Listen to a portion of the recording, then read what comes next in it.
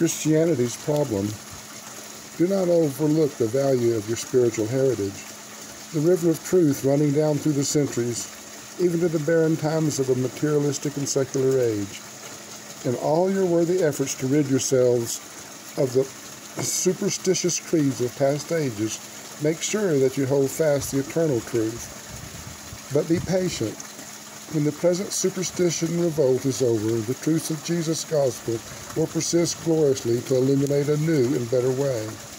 But paganized and socialized Christianity stands in need of new contact with the uncompromised teachings of Jesus. It languishes for lack of a new vision of the Master's life on earth. A new and fuller revelation of the religion of Jesus is destined to conquer an empire of materialistic secularism and to overthrow a world sway of mechanistic naturalism.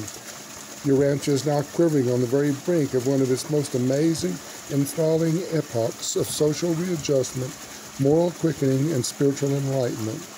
The teachings of Jesus, even though greatly modified, survived the mystery cults of their birth time, the ignorance and superstition of the Dark Ages, and are even now slowly triumphing over the materialism, mechanism, and secularism of the 20th century. And such times of great testing and threatened defeat are always times of great revelation. Religion does need new leaders, spiritual men and women who will dare to depend solely on Jesus and his incomparable teachings. If Christianity persists in neglecting its spiritual mission while it continues to busy itself with social and material problems, the spiritual renaissance must await the coming of these new teachers of Jesus' religion who will be exclusively devoted to the spiritual regeneration of men. And then will these spirit-born souls quickly supply the leadership and inspiration requisite for the social, moral, economic, and political reorganization of the world. The modern age will refuse to accept a religion which is inconsistent with facts and out of harmony with its highest conceptions of truth, beauty, and goodness. The hour is striking for a rediscovery of the true and original foundations of present-day distorted and compromised Christianity, the real life and teachings of Jesus. Primitive man lived a life of superstitious bondage to religious fear. Modern civilized men dread the thought of falling under the dominance of strong religious convictions. Thinking man has always feared to be held by a religion. When a strong and moving religion threatens to dominate him, he invariably tries to rationalize, traditionalize, and institutionalize it, thereby hoping to gain control of it. With such procedure, even a revealed religion becomes man-made and man-dominated.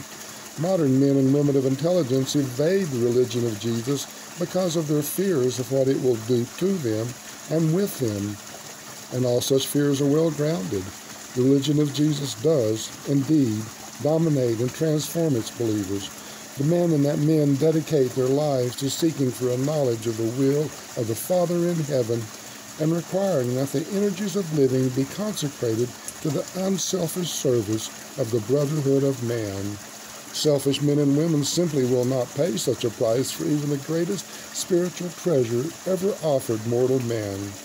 Only when man has become sufficiently disillusioned by the sorrowful disappointments attendant upon the foolish and deceptive pursuits of selfishness, and subsequent to the discovery of the barrenness of formalized religion, will he be disposed to turn wholeheartedly to the gospel of the kingdom, the religion of Jesus of Nazareth. The world needs more first-hand religion. Even Christianity, the best of the religions of the 20th century, is not only a religion about Jesus, but it is so largely one which men experience secondhand. They take their religion wholly as handed down by their accepted religious teachers. What an awakening the world would experience if it could only see Jesus as he really lived on earth and know firsthand his life-giving teachings. Descriptive words of things beautiful cannot thrill like the sight thereof. Neither can creedal words inspire men's souls like the experience of knowing the presence of God. But expectant faith will ever keep the hope door of man's soul open for the entrance of the eternal spiritual realities of the divine values of the worlds beyond. Christianity has dared to lower its ideals before the challenge of human greed, war madness, and a lust for power. but the religion of Jesus stands as an unsullied and transcendent spiritual summons, calling to the best there is in man to rise above all these legacies of animal evolution, and by grace attain the mortal heights of true human destiny. Christianity is threatened by slow death from formalism, over-organization, intellectualism, and other non-spiritual trends. The modern Christian church is not such a brotherhood of dynamic believers as Jesus commissioned continuously to effect the spiritual transformation of successive generations of mankind. So-called Christianity has become a social and cultural movement as well as a religious belief and practice. The stream of modern Christianity drains many an ancient pagan swamp and many a barbarian morass. Many olden cultural watersheds drain into this present-day cultural stream, as well as the high Galilean tablelands, which were supposed to be its exclusive source.